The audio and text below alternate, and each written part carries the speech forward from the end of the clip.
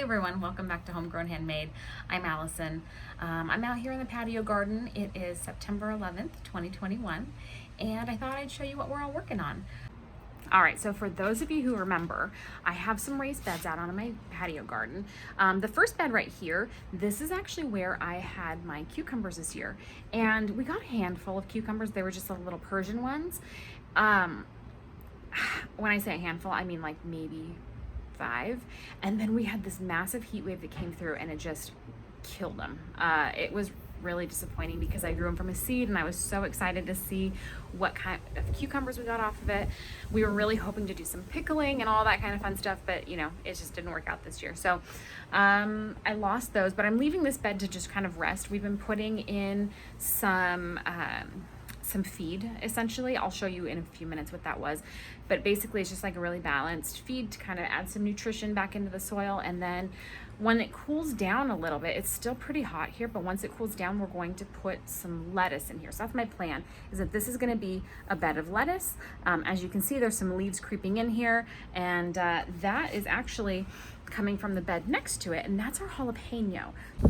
I don't know if you all can see this, but there are just bunches and bunches and bunches. Here's one of jalapenos on this plant this year. And this is my first time growing jalapenos. As you can see, there's some babies right here. It's just full of them. There are just, I mean, everywhere you look, there are just baby jalapenos.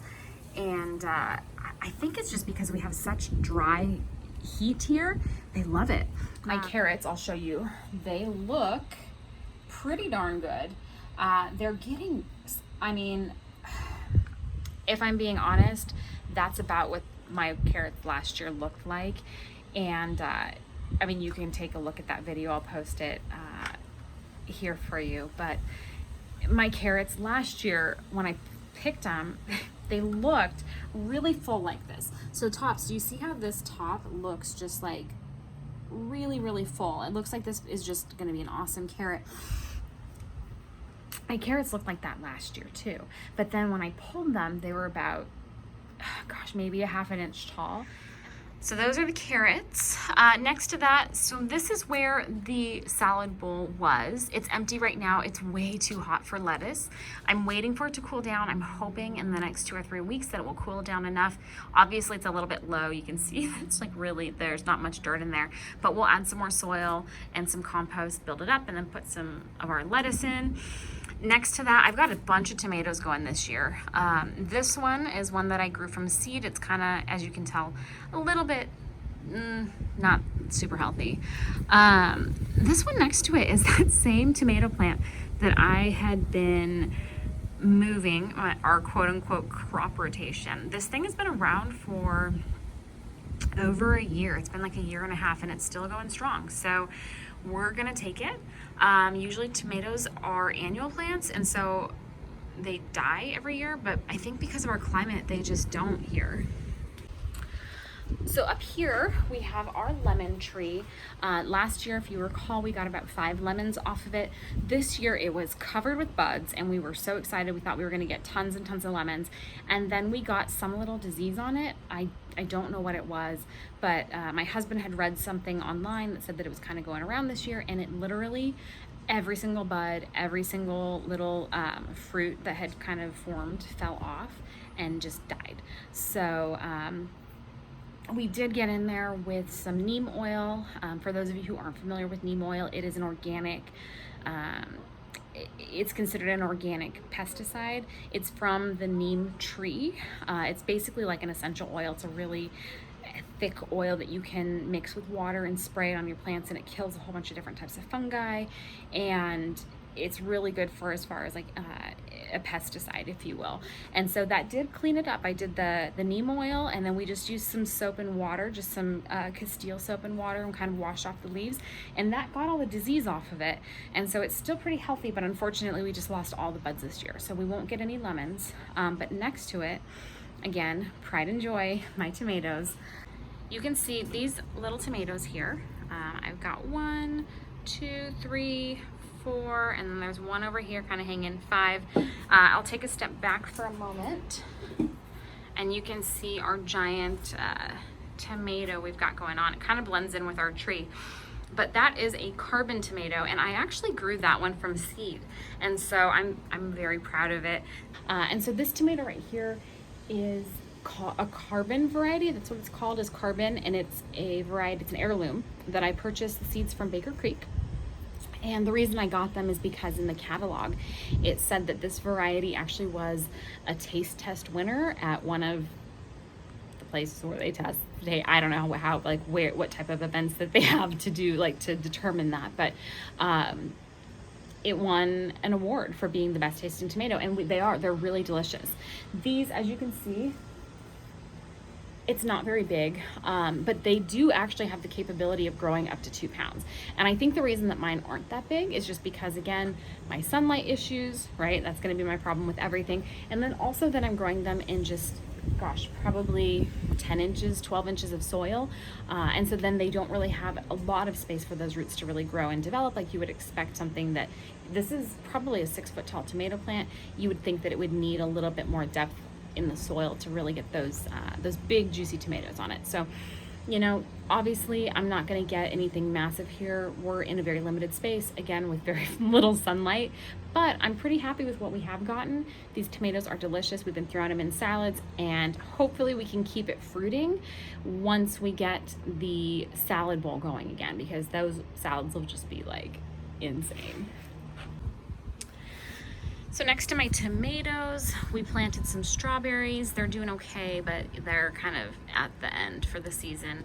I don't really anticipate getting any more strawberries off of them this year. And then you can kind of see right here, it's kind of flaky. This is our plant food, and I'll show you what that is in just a second.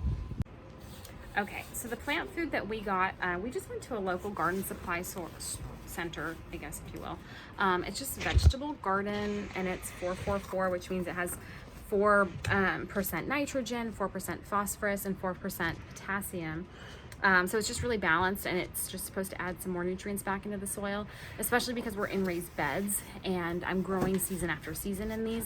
I do want to add some of that nutrition back into the soil just to make sure that my plants are getting a balance of everything that they need in order to thrive. So all I have left out here to show you are my beets, which are right here, and then some more carrots. And it's kind of unusual because I planted all of my beets on the exact same day. But as you can see right here, like this one is massive, right? But then, I don't know if you can see this little guy down here in the middle, he's so tiny.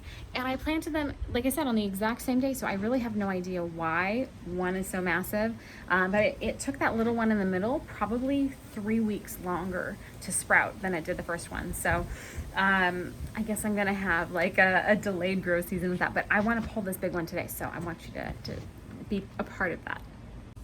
All right, so this guy right here looks like he is ready to go. So I'm just gonna pull him out. Yay, look at that. Oh gosh, it looks like such a yummy little beet. Nice. Well, if this is any indication of what the rest of the beets are gonna be like, looks like it might be a good year.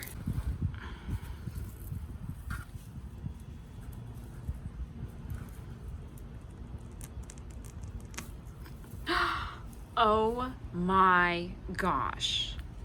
Shut up. Oh my gosh. Look at that. Did you just see that carrot? I probably should not have picked it because they're not quite ready for like another couple weeks, but they were so close together, so I decided to pull it, and holy crap, you guys, look at that. It's like a real carrot. I figured it out. Shut the front door. Look at that. It's a real carrot. So, almost added.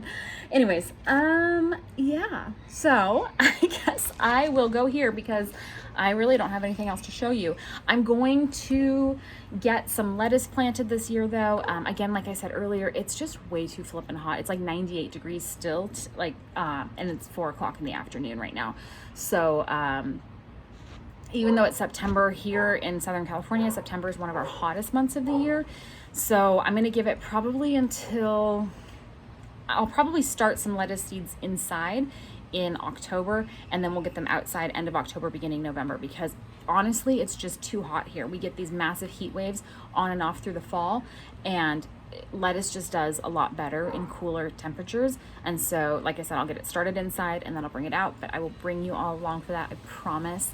And we have some really like super exciting things happening in our little home, in our apartment homestead, if you will. But like, stay tuned, subscribe, hit the bell for notifications, because no joke, y'all are going to want to be along for this ride. It is going to be super fun. All right, I'll talk to you later. Bye.